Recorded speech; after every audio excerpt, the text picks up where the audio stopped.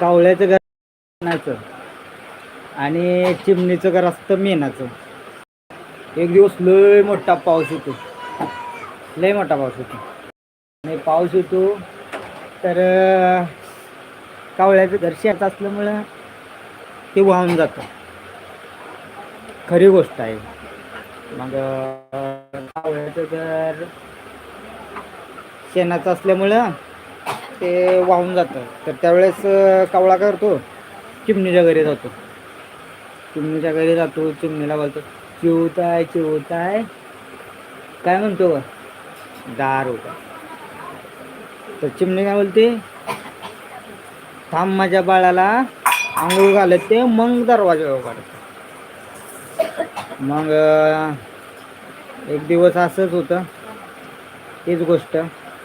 मग आज एकदा कावळा म्हणतो, चिवताय चिवताय दार उघड. चिवताय काय म्हणते, थांब माझ्या बाळाला आंघोळ घालले.